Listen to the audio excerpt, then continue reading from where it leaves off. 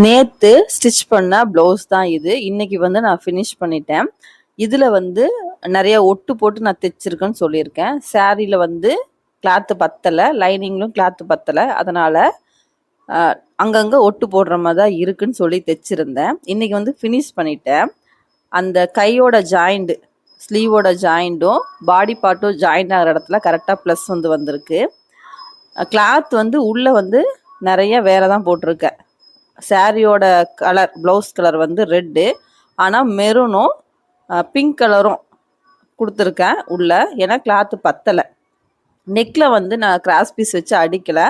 அடிச்சிருந்தேன் அப்படின்னா ரொம்ப அது எடுத்து காமிச்சிருக்கும். உள் சைடு வந்து கிளாத்து கொடுத்து திருப்பி அடிச்சிருக்கேன். ஸ்டிச்சிங்கில் இந்த லைன் வந்து வெளியே தெரியாமல் அடித்து கம்ப்ளீட் பண்ணியிருக்கேன்.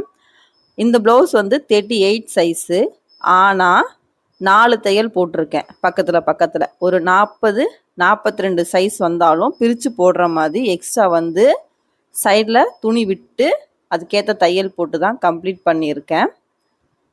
எப்படி கொடுத்தாலும் நம்ம வந்து தைச்சி தான் கொடுக்கணும். அது நம்மக்கிட்ட தைக்கிறனாலும் இன்னொரு டெய்லர் வந்து கண்டிப்பாக அதை தைச்சி கொடுப்பாங்க. நம்மக்கிட்ட வர கஸ்டமரை நம்ம விட வேண்டாம். கொஞ்சம் கஷ்டமாக தான் இருக்கும் தைக்கிறதுக்கு. பழக பழக எல்லாமே ஈஸியாக வந்து மாறிடும்.